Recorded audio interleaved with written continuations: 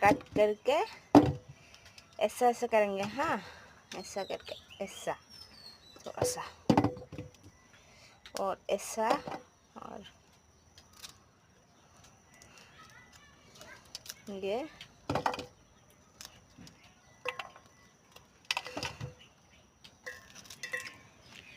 देखो সৰু সৰুকৈ কাটি ললো। তাৰপিছত এতিয়া ফুলকবিটো ধুম, ধোৱাৰ পিছত আৰু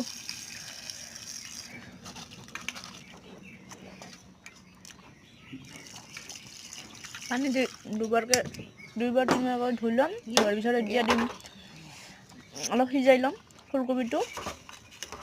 হাড়ৰ বস্তুটো অলপ মানে বইল কৰি পানীটো খেল নিদিলে মানে কি ক'ব, আজিকালি হাড়ৰ বস্তু খাই মানে বহুত মানুহ বেমাৰ হৈ আছে। সেইটো কাৰণে বইল কৰি অলপ মানে খেল দিম পানীটো। थोड़ा सा बॉईल होने दो।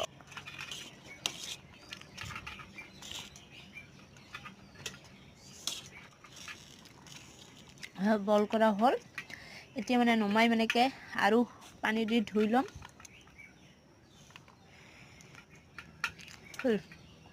ডিমা দিলোঁ, ডিমা দিয়াৰ পিছত নিমখ দিলোঁ, তাৰপিছত দিম হালধি,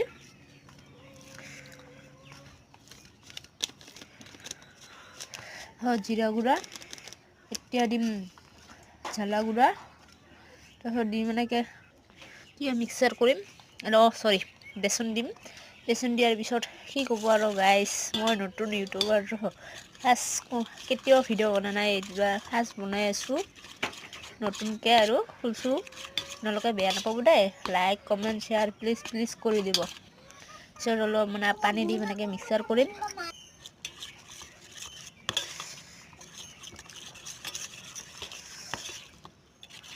মিক্স কৰাৰ পিছত আৰু অলপমান পানী দি মিক্স কৰিলোঁ। তাৰপিছত এতিয়া কৰিম ফুলকবিটা দি মানেকে তেলত ভাজি মানেকে ল'ম আৰু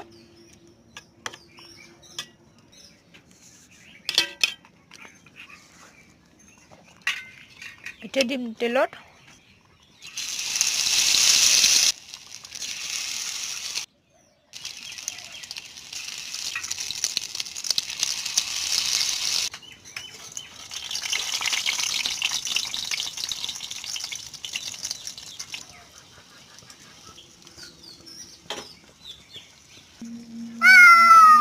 এতিয়া খাই চাম আৰু কেনেকুৱা হৈছে আপোনালোকৰ।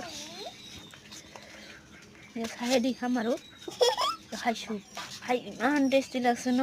খাই মানে আৰু খাং লাগি আছিল। ইমান খাইছোঁ, সৰু ছোৱালীটাৰ মই গোটেই খাই দিছোঁ।